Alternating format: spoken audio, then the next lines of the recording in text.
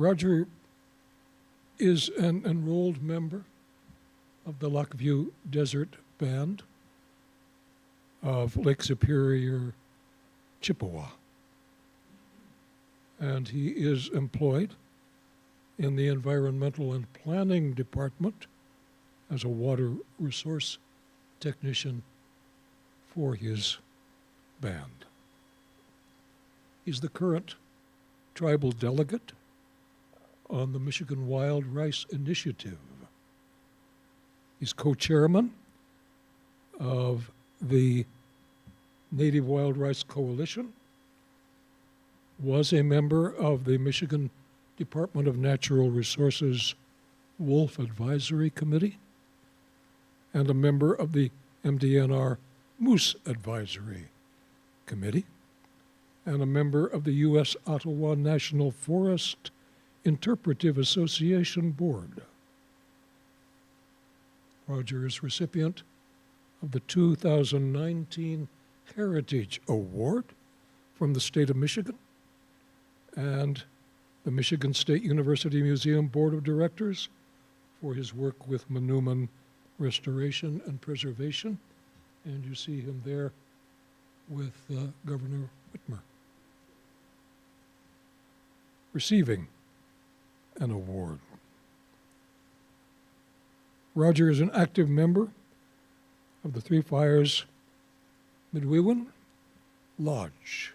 He's active in the preservation of wild rice through continued restoration efforts of rice beds for his community on traditional and historic tribal lands and in the surrounding area, lakes and rivers.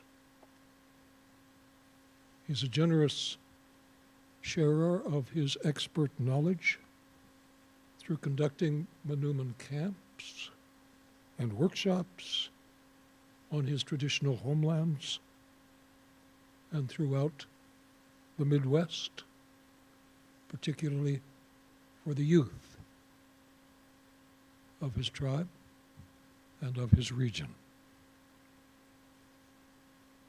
It's with great pleasure that I welcome, on behalf of Wild Ones, Roger Labine for tonight's program. Please join me in that welcome. Roger.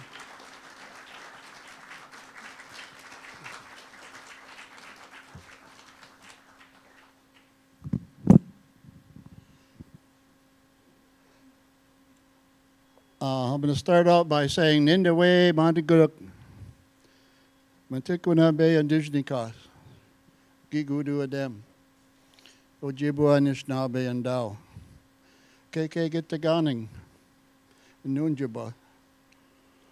What I said was I invited all of our elders to this gathering. You know, my ancestors and your ancestors, but we, to join in on this presentation. Whenever I do a presentation, I don't do it by myself, and I don't mean with Courtney by my side. I always ask my ancestors, my mentors, and my teachers to come and be with me. Because I have an idea of what I want to say. I have an idea of what you may want to hear and what you may want to know. But my ancestors can have that ability to know what that question is that you don't want to ask or are afraid to ask.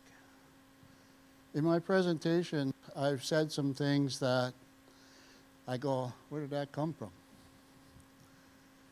That's because I've been told by my ancestors that there's somebody here that wants to know this. So I share it. That's what that Nindawe Monteguruk means, is I'm inviting all of our ancestors here. I introduced you to my name, Mantiquinabe, which is what my ancestors know me by. Mantiquinabe in the English transition is spirit of the trees. So whenever you see a tree, now you'll never be able to forget my face. So I'm not going to tell you which is my favorite, but Matigwanabe. That's what I said, Matigwanabe Indigenicas. That's what my ancestors know me by. And I'm also from the fish clan, Gigoon. I'm from the sturgeon clan. And I'm from the Ojibwa nation. And most of the Ojibwa nation is in the Upper Peninsula and Northern Peninsula. But my homeland is Keke-Gittigani, which is land of the old gardens. And so the name Lac Vieux Désert is the French version of Keke-Gittigani, land of the old gardens. So my ancestors, we also did agriculture to survive in our subsistence way of living. And so we also did, from the other orders as well. And also I'm from the Medewan Lodge. I'm a firekeeper in the center fire of the Medewan Lodge.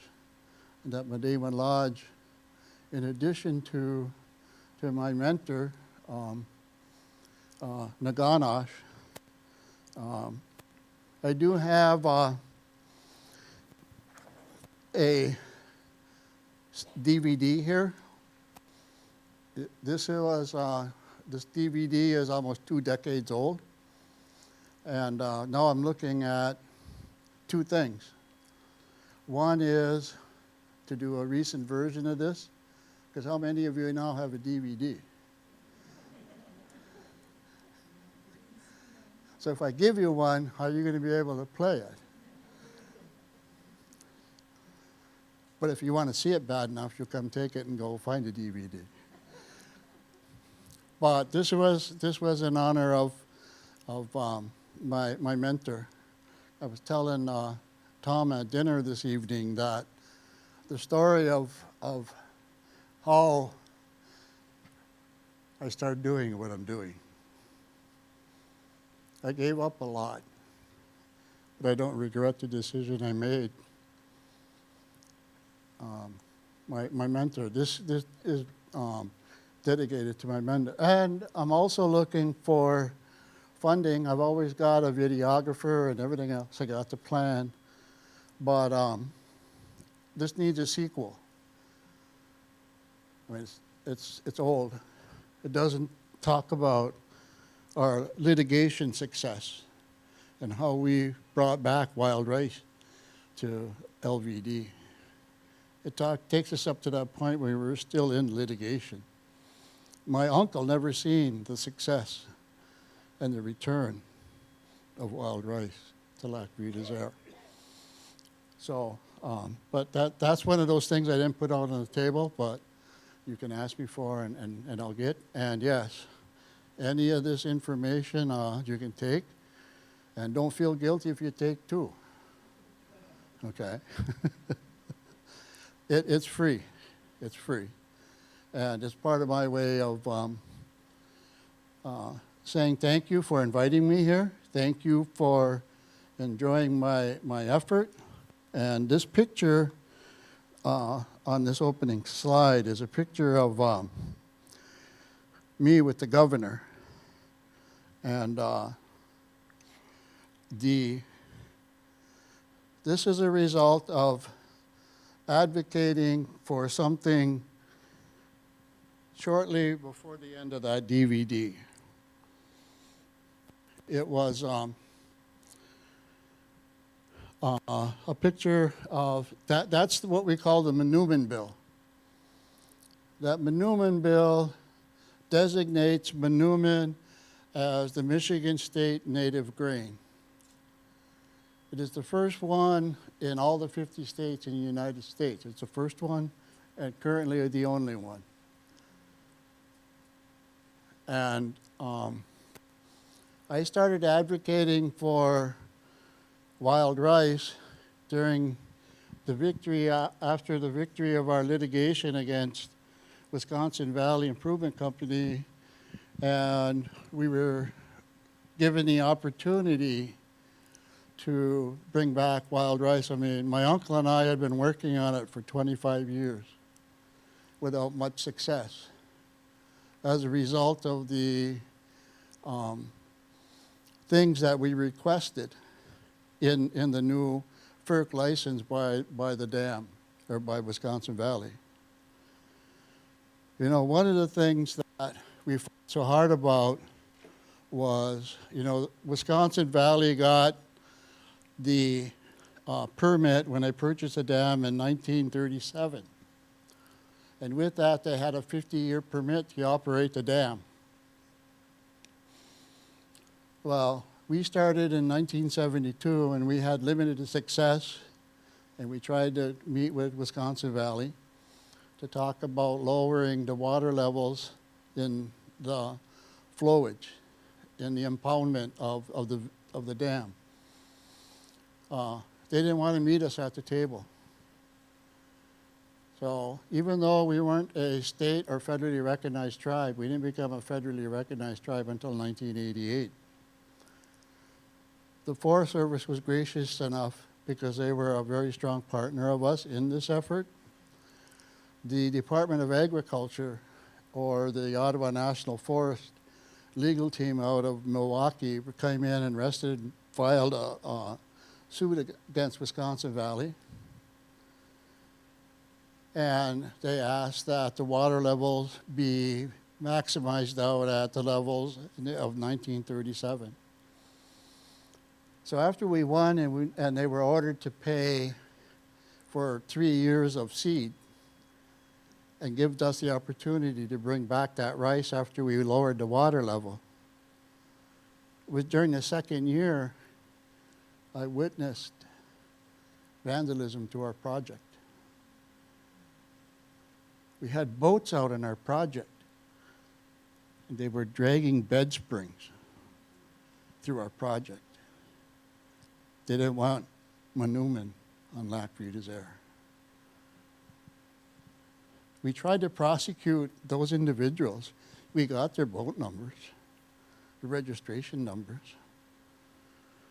But you know what? There was nothing on the books to prosecute them on.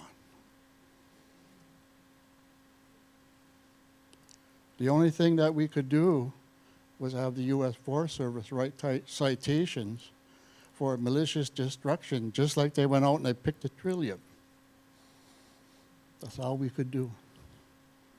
So I started advocating for this. It took 2 decades, but it was accomplished. And part of that all was because of what I call, and a very good friend of mine, Barb Barton, who wrote a book, Manoomin, The Story of Wild Rice in Michigan. She had a term for it. She called it environmental amnesia. And it easily came to her because when I started this effort, one of the places I was told to go was to go to the Michigan Natural Features Inventory at MSU.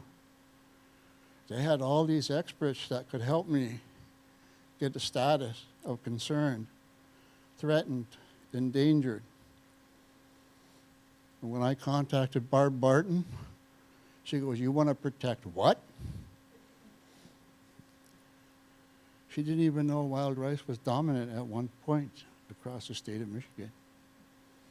She was one of them that helped me in this fight as well. So this one is when we signed this bill. It was a victorious day. When I signed that, or when she signed that bill and I was there, I said, it's a happy day for me, but regrettably, my work has only begun. You're signing a lot of work for me to do. And with that, because of my advocacy for the restoration, protection, conservation, protection of wild rice, we've come up and we formed the Michigan Wild Rice Initiative. And we received some funding to write a stewardship grant to help protect with that bill, to protect. And I encourage any one of you who are willing to join the Michigan Wild Rice Initiative and its effort to take one of these. On the back, the very last thing on the last page is a link to the document that it took us. It was supposed to take us 2 years. We got funding for 2 years, but it took us 3 years to get it out. But it talks about the first half of this document is a lot of education and informing about wild rice, what it is, its spirituality, the traditional, the cultural aspects of it, why it's so important to the Anishinaabe, to the indigenous people, and what it means to them. It's part of their identity. My mentor told me that I needed to fight for this protection of this resource, of this plant, because of what it is, what it means to the Three Fires and indigenous people. Very much so like we are fighting for the preservation of our language. Because like our language, wild rice is part of our identity.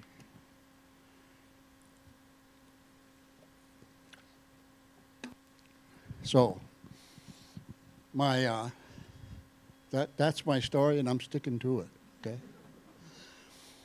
So that's my my introduction, and like I say, I didn't totally eliminate Courtney from the program. I got it produced by Courtney. All right. So, I guess that one of the main reasons of which I'm here to talk to you about is Manoomin, what it is, where does it grow. So one of the things in our teachings that we were told about this food that grows on the water. And the reason that I'm not telling you about this story is because you can find some of that information in that document. This document was prepared for us to hand carry to the Capitol and our legislators, our representatives, and our senators to help us do what the Manoomin bill said and what needs to be done, or what we feel needs to be done.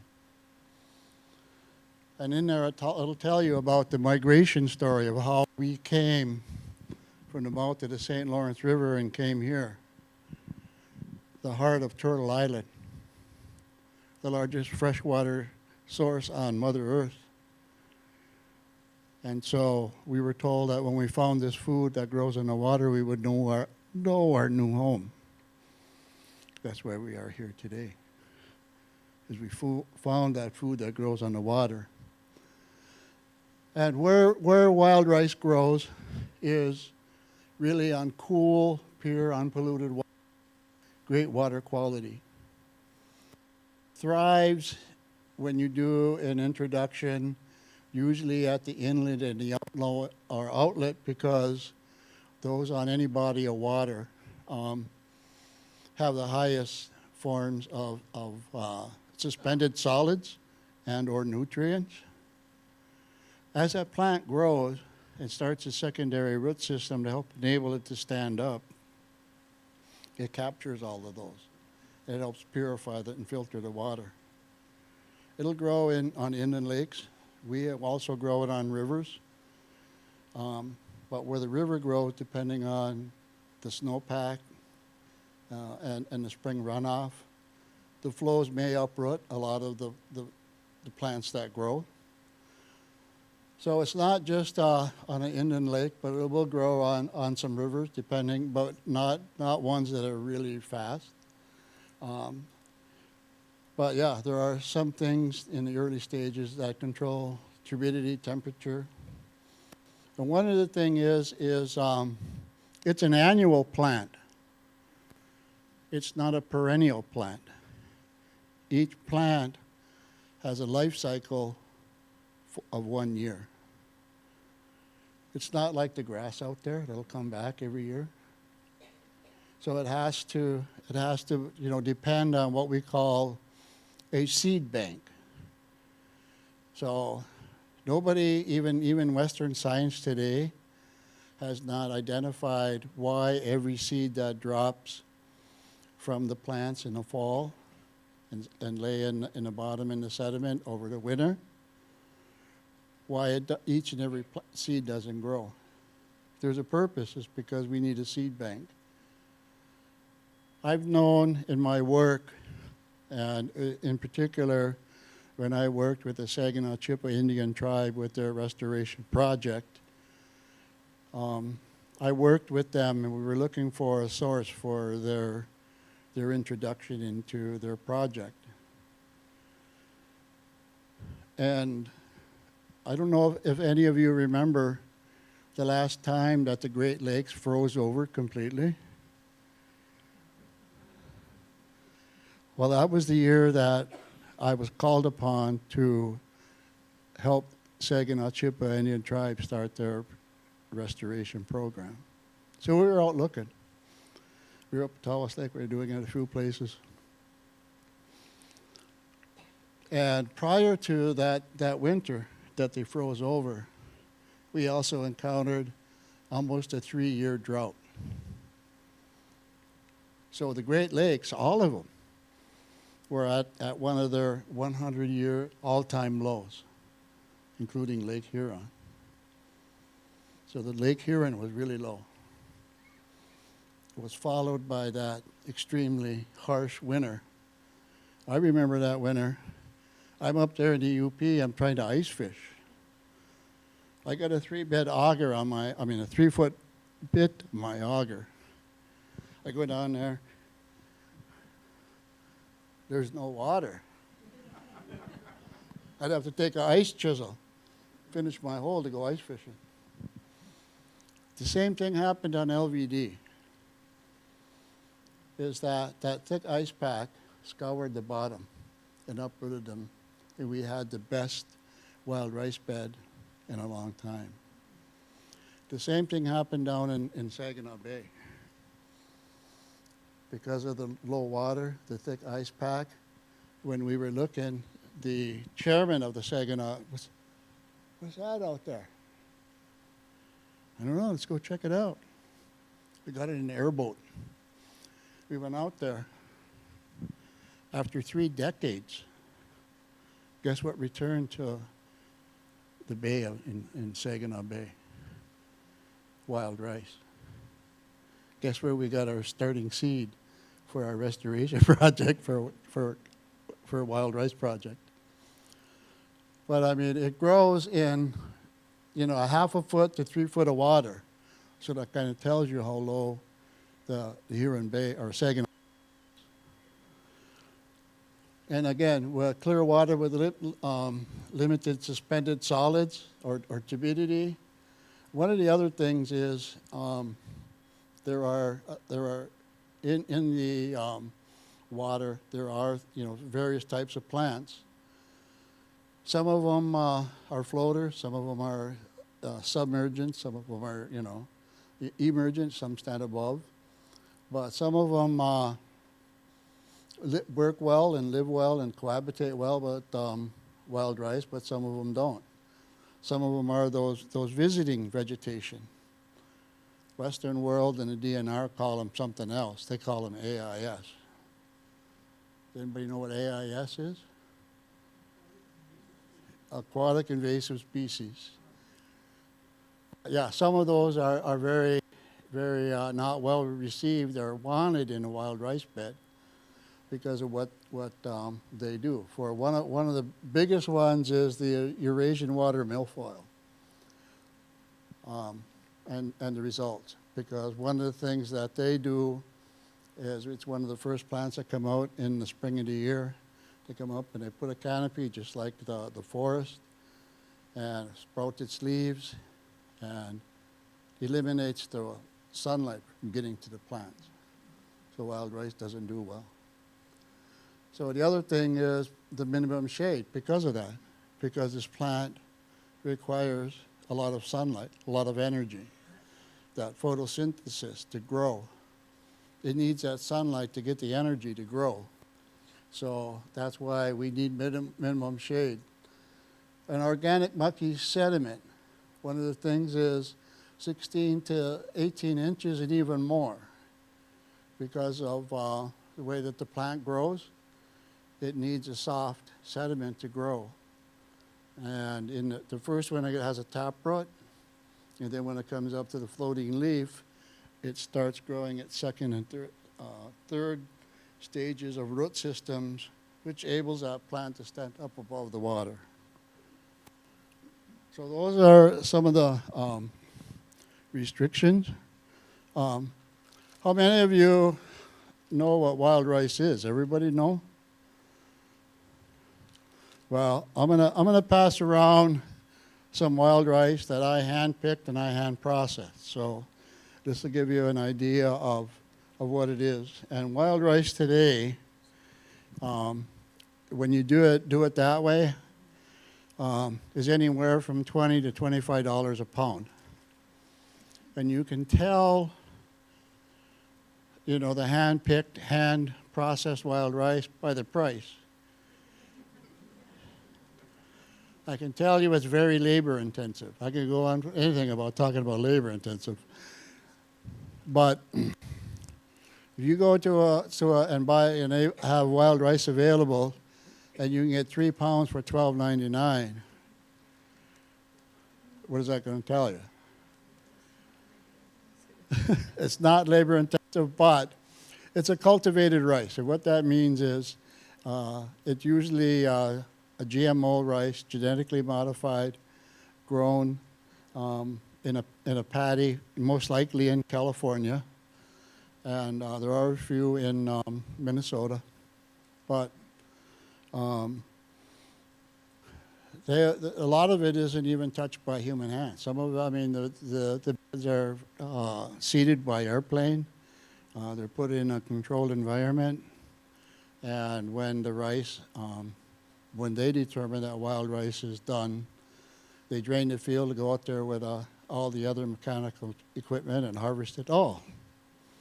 Then they bring it in and they put it in rows and they wing row it, and they let it sit there for a while, trying to get it all to ripen. And then they go through the commercial process of parching and bagging and everything else. So they'll tell you, and they'll try to sell you 3 pounds for $12.99. And so there is a difference. And I encourage you to, if you can find some hand-processed or hand-picked, hand-processed wild rice, compare it to the two. So now what I'm going to tell you about is, at one point, there were 3 large lakes which had 3 large rice beds.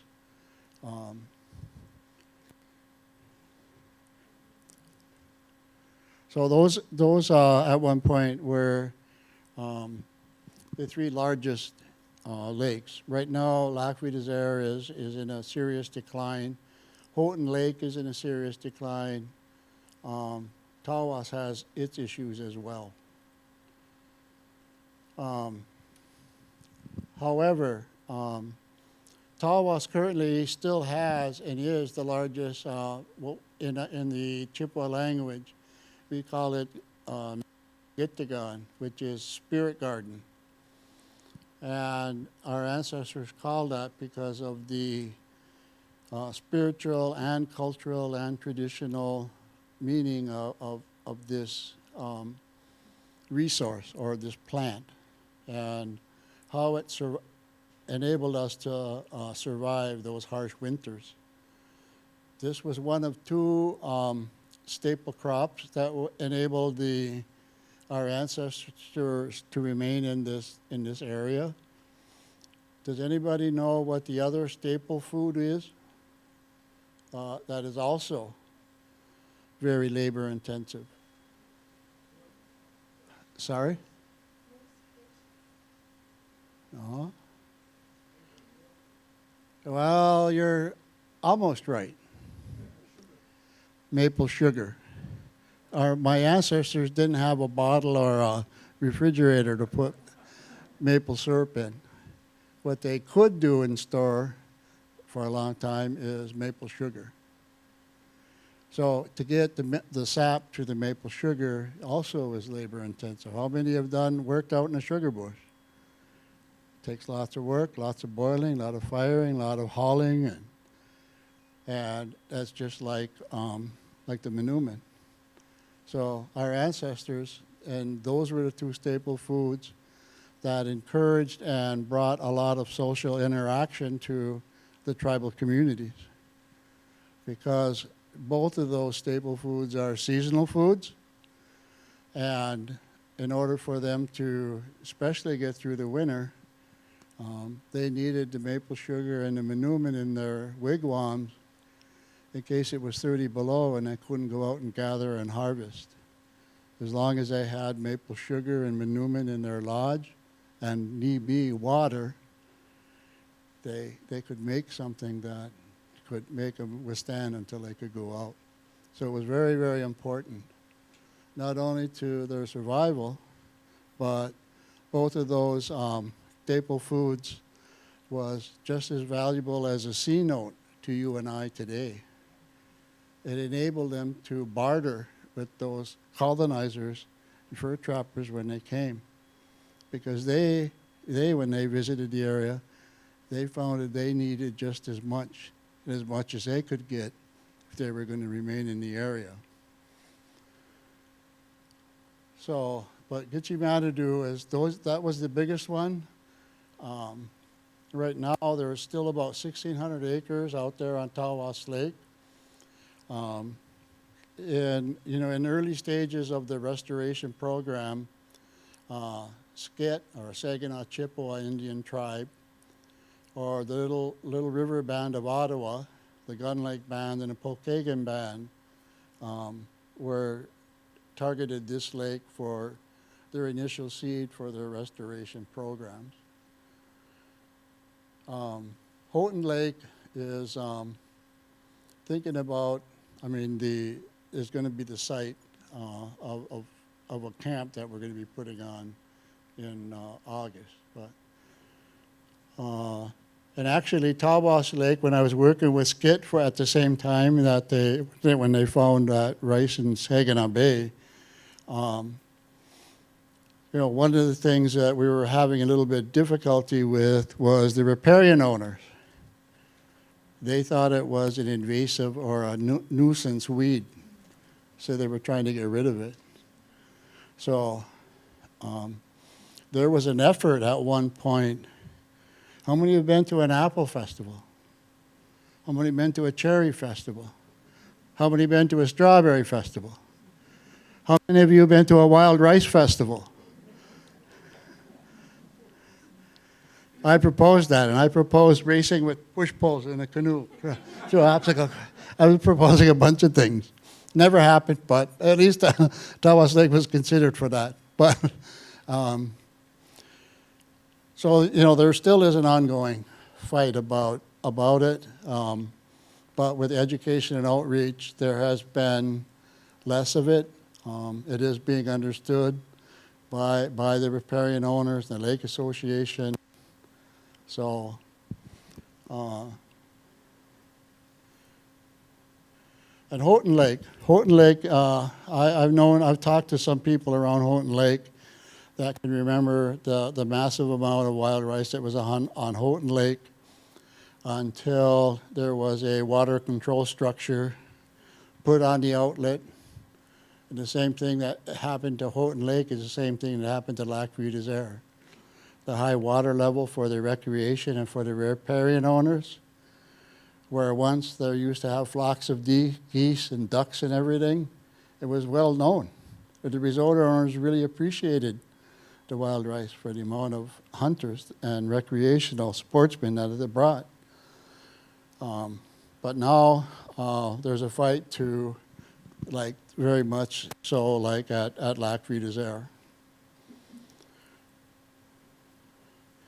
Lac Vieux Desert is my home lake, and this picture is a picture of our wild rice This one was taken in 2012, and this was in one of our beds. We had 3 beds on the lake.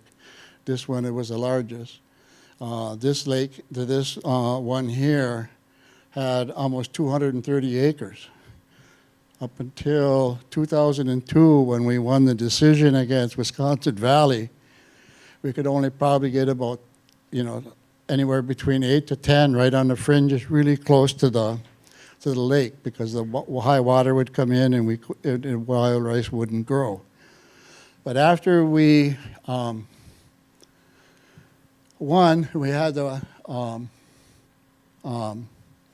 water lowered, and we started doing. What do you think this is? I'm sorry? No. No. That was a result of boats dragging bed springs through our.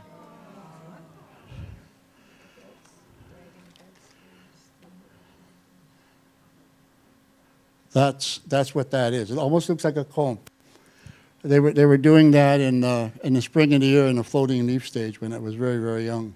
So that's why when it did come up and grow, as part of our agreement, we anticipated that if you lowered the water, we told them that over that 10-year test period we were granted, we would have 70 acres or more 7 of those 10 years. So that was a result of why the riparian owners didn't want it to be successful, so they were trying to limit the success that we did have. But that's what that is. That's the result of them dragging bed springs and trying to make sure we didn't get that 70 acres every year or years without it. Excuse me.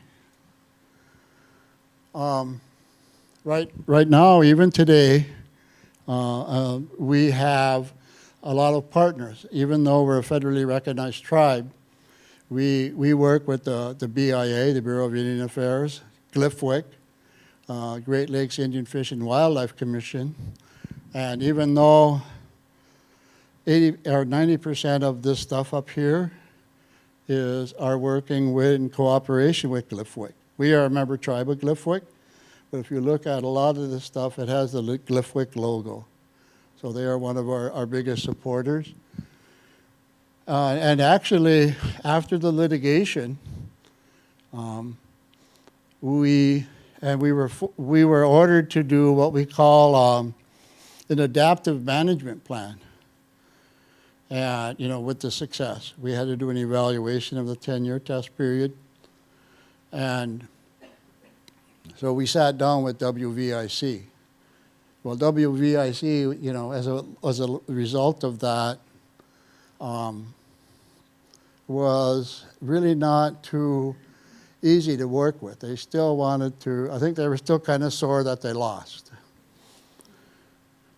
So in order to get a adaptive management plan, so a lot of these U.S. Ottawa National Forest, the Great Lakes Fish and Wildlife, U.S. Fish and Wildlife, Wisconsin DNR, Michigan DNR, and actually the Lake Association and the riparian owners are now, we meet on an annual basis. We normally meet in January, and we discuss the process of wild rice and the protection of wild rice. So it is good, and we work very hard on that adaptive management plan.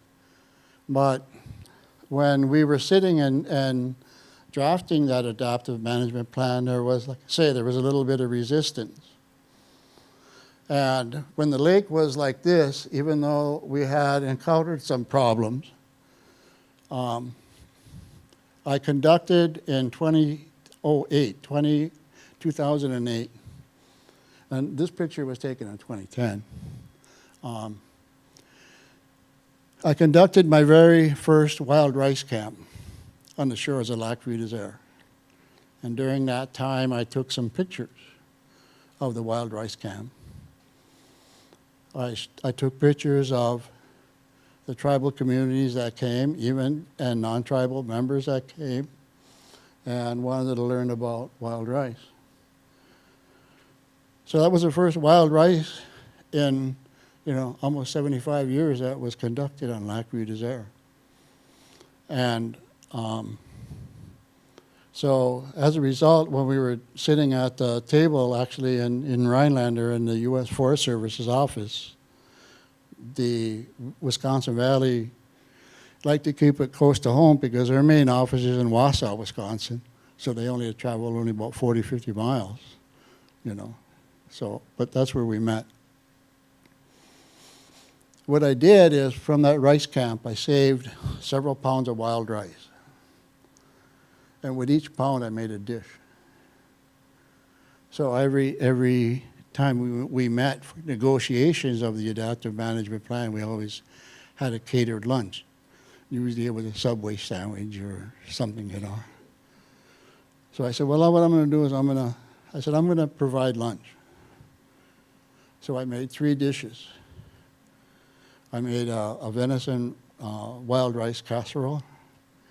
I made a wild rice salad, which includes, I know some of you may or may not have had it, but it included wild rice and included a lot of berries, which were strawberries, blueberries, cranberries, raspberries and blackberries. And the salad dressing was composed of maple sugar, pure maple sugar, and pure maple syrup, which was all good for my ancestors, which was a traditional dish. And I also made some soup, wild rice soup. And actually it was my brother's famous wild rice soup, because the protein in it was, of all things, the cheeks of walleyes from our spring harvest. What was the cheeks of walleye. And then I also threw in some fry bread. But as we were eating, I told them, you know what? I started showing them pictures of my rice camp. How many of you ever heard that saying, a picture is worth 1,000 words, and then some?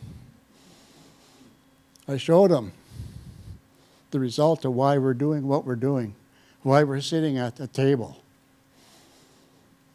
Oh, and with the caveat and the really big carrot that I had, I also put in several of these recipes with Gliffwick, and we put a cookbook together. And they were putting it out that year.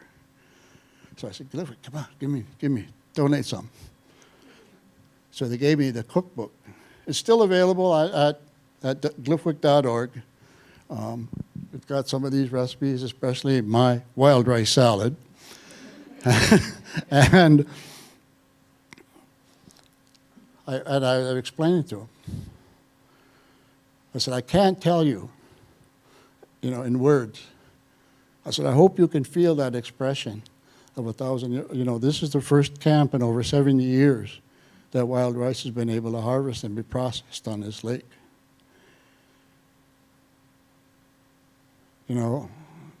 Within 2 months, we came to a consensus, and we have the adaptive management plan that we have today.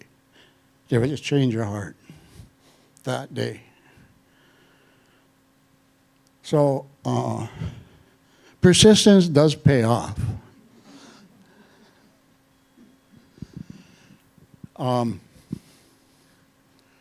So the last 2 years now, we're in a little bit of a decline. The last couple of years, all of the funding and all the seed we had was used to try to bring back the rice beds to Lac Vieux Desert.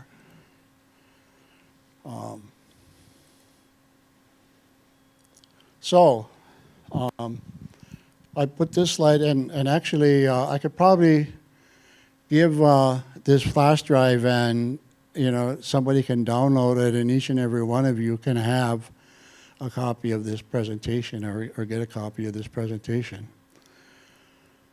But these are some of the people and the tribes that I've worked with in developing restoration programs with these tribes, and they are in close to your area, or this area, which is the Nottawasepi. And they have a new director there. I worked with a guy by the name of John Rodwin, but he's retired, and so they've got a new director. But that's his contact information. And then Liz Baunimi Smith is over at Gun Lake. The person that you would like to contact at the Little River Band of Ottawa is Alex DeGrable. Her number is there. And the Pokagon Band also is doing very, very well with their restoration program. They're actually even doing a program, an introduction into the federal park at the dunes in Indiana. So they had limited success within their kind of area in the southwest corner of Michigan. So, but like I said, this is where one of the reasons that I can share my thumb drive to, so you can have that contact information. But one of the things that, when you're going to consider a restoration project on any given water body, is to do a native plant survey. And so these are some of the ones that are present, and the biggest one is EWM, Eurasian water milfoil. But there is native water milfoil. But some of these, like the coontail. The coontail is a submerged plant, but and it's kind of fluffy, but it does eliminate or limit the penetration of the sunlight as well. The curly pondweed is a floating one, duckweed. Arrowhead is really got the broad leaves, prickleweed. But cattails, if cattails are in your water body, that's an indication that there isn't enough flow. The water body you're considering is probably a little stagnant, kind of like a frog pond, no inlet, no outlet. So when I go to assess a site or a project or a water body, one of the things that I carry with me, and I learned that I got to carry it in my shirt pocket though. I can't carry it in my pants pocket. It's a ping pong ball. I put it in my pants, I always crush it. But if I put it in my shirt pocket, it always lasts. What do you think that ping pong ball is for? Flow. Throw it out there and watch where it goes. It doesn't move, Flowing water does a lot of things. It makes it pure, keeps it cold, it keeps it cooler, I should say. Cooler water prevents higher dissolved oxygen. The wild rice plant goes through two stages. It goes through an aerobic and is an anaerobic, up until, June or May. And then it goes through a transformation, and that's why it's really important when it becomes an aerobic plant. It needs that sunlight for the energy. And what does it do? It takes out the CO2 and releases O2, oxygen. So not only above the water, but below the water. So cooler water has increased what we called dissolved oxygen, which is an uptake from the plant. But that's why it's important that some vegetation also be available in your wild rice bed, is because the result of any vegetation gives off oxygen. But we don't want to have them just give oxygen, but we don't want them to prevent the sunlight from getting down and allowing the plant growth. But one of the big ones, like the Eurasian water milfoil, is the water lilies. There's two types. You have the white and the yellow. The white are basically the native, the ones that have early on. I mean, even in our early rice beds, we could grow them. But I don't know how these guys, the yellow ones, get in. But when they get in, they have those leaves that if you take them to shore and dry them, you could be like the pharaoh. You sit here and dry them. I mean, they're huge. So the white ones are tolerated well by wild rice beds, but those yellow ones are not because of the huge rice, the leaves. But the other thing is the tubules. The tubules on a white one are smaller than my little finger. The tubules on the yellow, I can hardly get my hands around like this. And that prevents the seeds from getting down into, because the tubules are running in the sediment. So it prevents them from going deep and being settled. The other thing is, with the return of the trumpeter swan, the trumpeter swan really likes those tubules on the yellow. So right now we're having a problem with them going around is because they're protected in a sense, and they're coming back. But when they're out on the lake, they're good in a sense because when you go around and they're sitting like this, you know, they're chomping on them tubules. But they don't eat the whole thing sometimes. So then it floats to the top. So we're getting actually mats, which also prevent sunlight. One of the things, and the sedges are good, smartweed, duckweed, prickleweed, water shield. But one of the things I noticed around here, when I've been down here more, you guys have more of a problem with this than we do. I think it's because we got more snow or we got colder weather or I don't know what.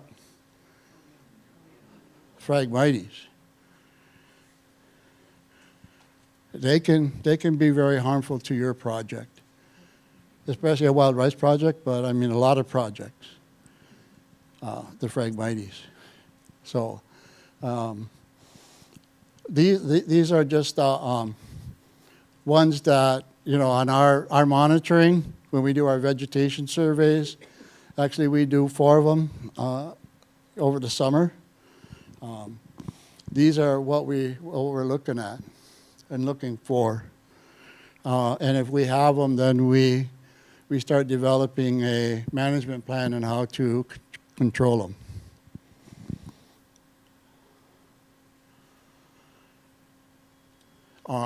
So that brings me to the Michigan Wild Rice Initiative. And that's what this document up here is. It's a document that's 122 pages. If you really want to learn about wild rice, come up and grab this 4-page flyer. And on the back of it, like I said, is a link. And the link is put in at, or the document is being stored at the intertribal offices of Michigan up at Sault Ste. Marie. Because part of the things that I'm going to be doing tomorrow is I'm going to the capital of Lansing tomorrow to advocate for recognition of the Wild Rice Initiative.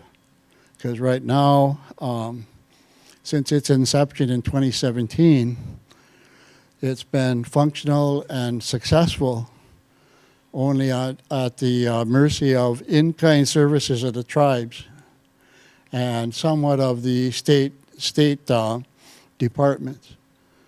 But like today, I had to go out and prepare for my, I don't know if they want to call it lobbying or not, but I just call it visiting. Tell them we need this. But I went out and I spent $300 on materials to bring to our state representatives, our Congress people tomorrow. I have a 10:30 appointment with the Agricultural Committee. I could give testimony. I got 30 minutes. So I wanted to hand carry some of this stuff to them and say, you know, follow it.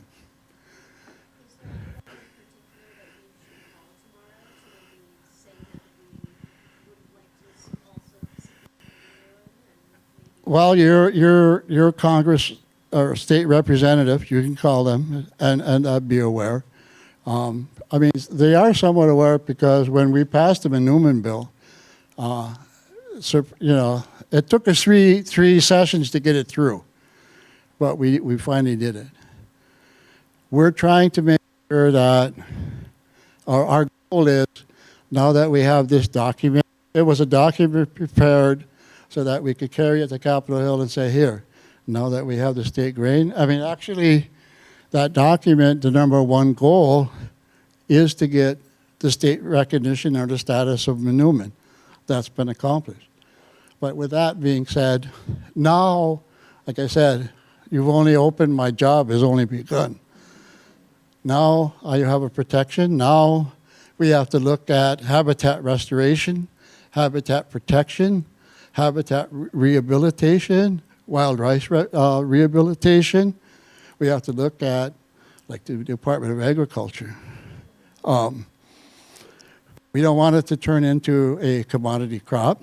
We want to make sure that it is available to everybody in this room, as well as the tribal communities. It hasn't been, and it's growing, and its popularity is growing. But we also need to catch up to our sister states, Wisconsin and Minnesota. Right now, there is no harvesting regulations in Michigan. There is no regulations on restoration or seeding or trying to propagate it. I was talking about the paddy rice.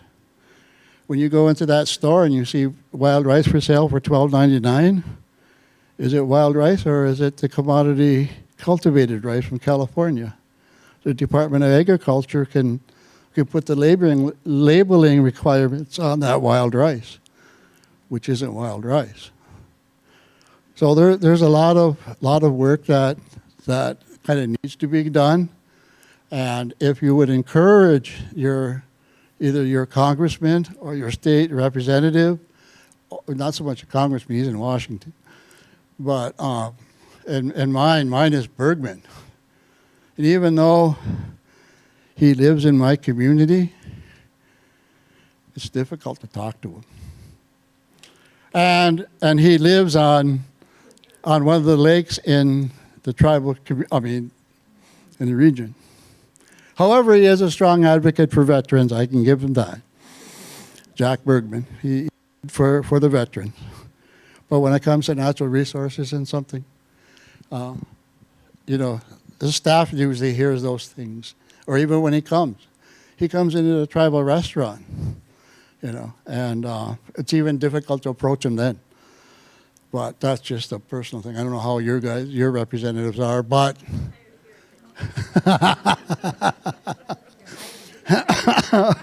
but so we, you know, and you can encourage them to pick up the stewardship plan. One of the things that I pushed for trying to get it was released in March, but we had a stewardship conference at the Kellogg Center at MSU in January. And I had 3 sessions there. And we kind of talked about this, but we didn't have it completed. It didn't get released to the public until March. But, excuse me, the document is 122 pages. The first 60-some pages are a lot of knowledge. It's about informing you and educating you about Manoomin.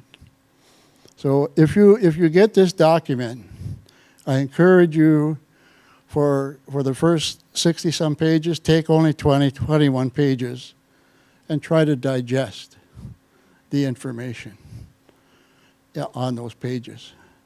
And then take the next 20.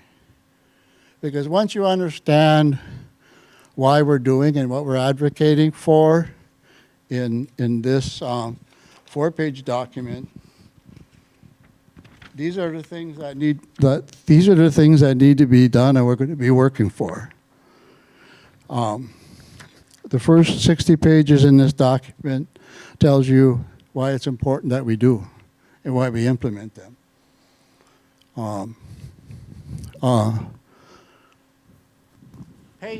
Pay special attention to page 33 and 34.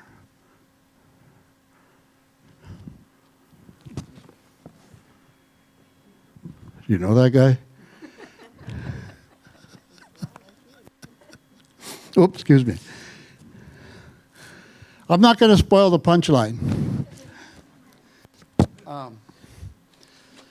But part of the gathering of the initiative was through a lot of interviews. And I was one of the ones to be interviewed. Page 33 and 34 tell you about how I was introduced to Manoomin. That was done in 1972. I was a young guy then. Oh, and if you get one of these DVDs, you might recognize my twin brother in there too. That was from a few years ago as well. So, but the initiative, and so one of the things is you can encourage them to find out more about the initiative. Right now we have the initiative is co-chaired by a tribal member and a non-tribal, whether it be Eagle or the DNR or a university or whatever. So we have 2 people, and the members are from the 12 federally recognized tribes, and the delegates are from the state and federal, a couple state, universities and private clubs, conservation clubs. But this is the picture on the front of the guide is at one of my wild rice camps when we were doing restoration work on the Net River up in Michigan. And what we're doing there was performing a water ceremony before we go out. We're introducing ourselves, telling them what we're going to be doing. And so we have the Eagle staff there, and we're making our petitions. So we're asking all those non-human beings to help us, help that seed grow, helping them introduce who we are. And I couldn't get this one fixed because this is the link is Manoomin is life is the link that we put in there. They want me to spell it a different way. I can't. That's the way it is. But yeah, you can go in there and you can download this document. And if you have any questions, you don't have to call these 2 head people there. You can call me or you can call Tom and he can give you my phone number.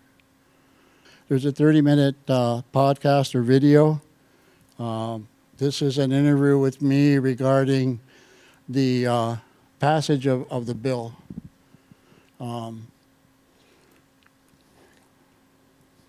But it's you can actually Google it. Manoomin, Michigan's new state saved game. It's on actually up there in the left-hand corner. It's Discovering the UP.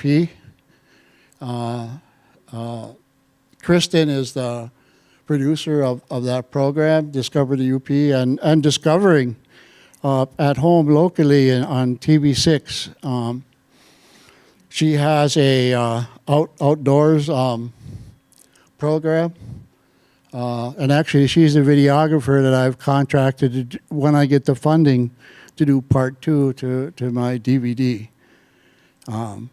But now we're looking at also, should we put those on a thumb drive rather than a DVD? When they first came out, though, they were on VHS. How many got a VHS player now? And then at a rice camp I was going to show that. They said, well, Roger, why don't you show your DVD? I said, okay. So, well, even today, how many of you have a laptop that have a disk drive? Well, we put that DVD into Scott Heron's DVD, went to play it, wouldn't play it. Because it was more Bluetooth, I guess, or something. Blu-ray or whatever. And so Scott, before, don't go anywhere. So he was sitting there waiting. He downloaded an app. So then we could play it that way.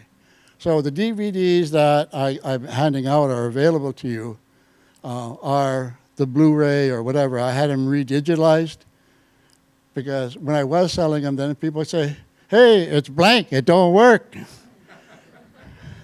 Do you want your $20 back, or do you want an upgraded version? So, but this is the latest version that they have, so it should work on any Blu-ray or whatever. The Aquatica is the one that is somewhat protected in the state of Michigan, but it has a limited place of existence today, and a majority of it is like along the Kalamazoo River and on that watershed. But the Aquatica is quite different than from the wild rice you see here. This is my Palustris.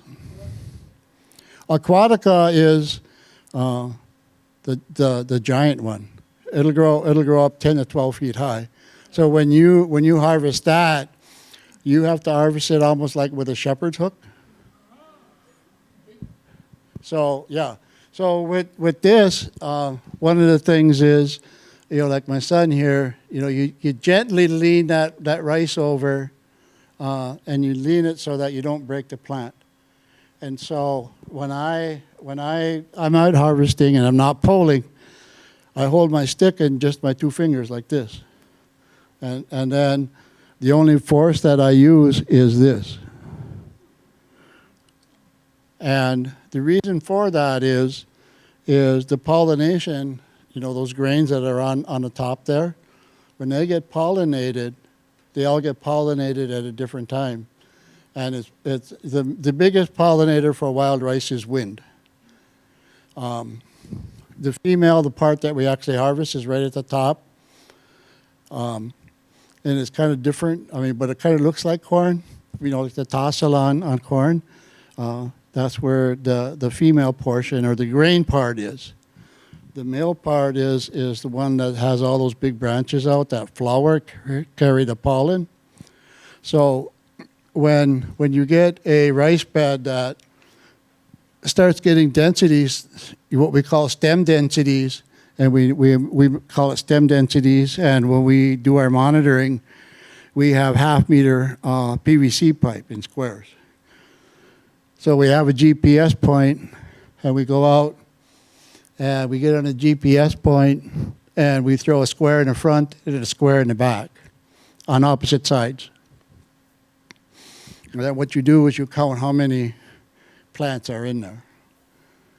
So that tells you kind of how successful you are, how good the rice bed is, or it's doing bad, or it's going into a decline.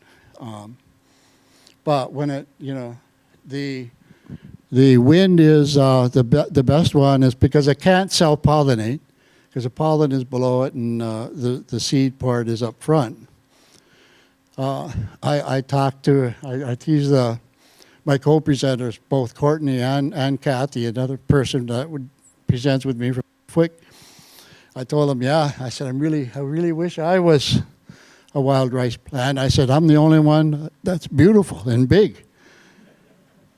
Because if you go out into a wild rice bed, when the pollination and the flowering is going on, You look at that female grain, and that flower on the female grain almost looks like a really eagle tuft. It's really small. It's really, really small. And so what that has to do is that it has to come in contact with that male flower. You do have bees and you do have everything else as pollinators, spiders and that. But the major pollinator is the wind. And you see that like weaving grain and everything. So when it gets bent over, it touches the male flower. And that's how it gets fertilized and pollinated. So like last year, in our area, we had, in the month of July, at the time of flowering, we had 3 and maybe a half major rain events. And when I say major rain events, we're talking about 4 to 6 inches per hour. I mean, and heavy, and hail. So when I went out in July, I went out with WVIC, because when we do that, we determine with them if they can actually raise the water in July after the flowering. Because we actually go out and we do the stem densities and everything else. And if we raise the water, it is beneficial for us, because where our wild rice grows, it grows in the shallower waters. The shallower the water, the better it grows. But the shallower waters sometimes are inaccessible to harvest. So what you have to do is you have to raise the water level so you can access, more of the rice bed. So we go at that point with WVIC to figure out. But there's, it looked like a carpet out there when we went out there, because all the pollen had been knocked off the plants. And when we went out to harvest it, it looked like we had a good harvest. And so when you're processing wild rice, so what we do is if you have 100 pounds, a good yield of processing, well, for 100 pounds, if you get 60 pounds is about average. You can get less or more. But we were only getting about 30 pounds of rice for every pounds of green rice that we actually brought off the lake. And what happens there is what we get is what we call ghost hulls. They're empty. So you're throwing a lot of that away. So if you Google Discover the UP podcast 11524 episode 2, the Michigan Native Grain Manoomin full interview. It's an interview with me, and as a result of the passage of the bill. So here's a picture of us again, doing rice camps and everything. Like I said, this was in November when we passed the bill. This is one of my rice camps in 2019. This was, I think, in 2023 when we were up at doing a rice camp up at Baraga. So now that I'm done, I guess I'm supposed to have a question and answer, and I think I went a little beyond my 20 minutes. Time flies when you're having fun, right? Well, I want to thank you all for putting up with me, and I'm honored that you took time out of your busy day and that to come and listen to me. I hope I didn't disappoint you. I hope I've given you something to take home.